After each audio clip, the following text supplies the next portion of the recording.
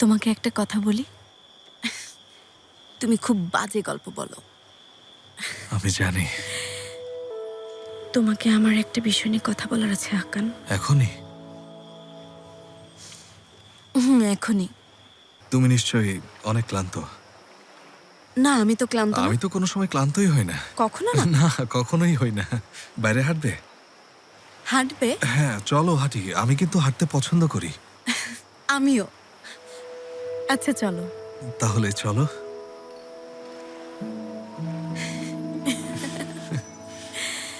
তুমি পুরো গ্রামকে আমাদের পেছনে লাগিয়েছিলে। আমি লাগিয়েছিলাম? অবশ্যই তুমি। আমি লাগিয়েছি নাকি?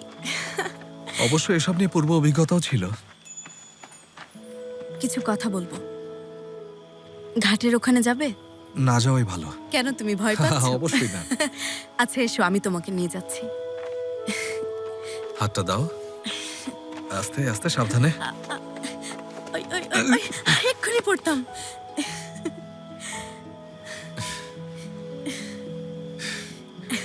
জেনেব।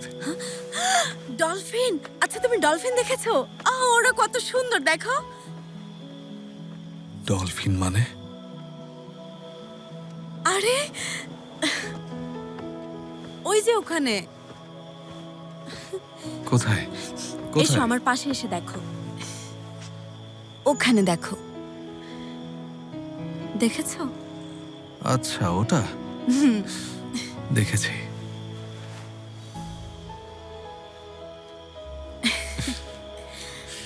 খুব সুন্দর। আমি ছোটবেলায় কি হতে চাইতাম জানো? জানি তো। কি? জানি না আমি। ডলফিন। ডলফিন।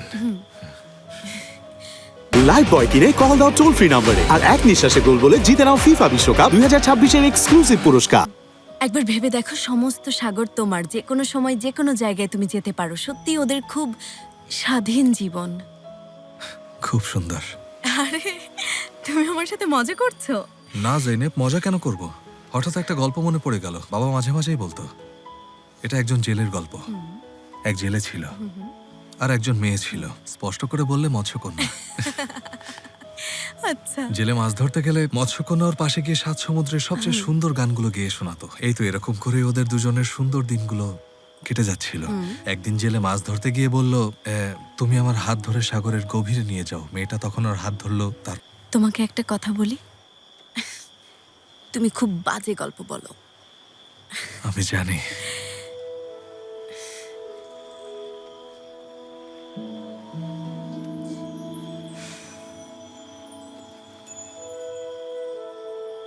তোমাকে আমার একটা বিষয় নিয়ে কথা বলার আছে হাকান। এখনই? এখনই।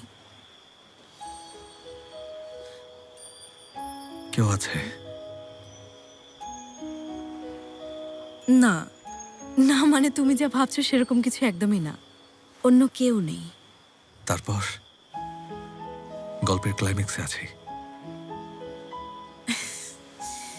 মৎস্যকন্যা।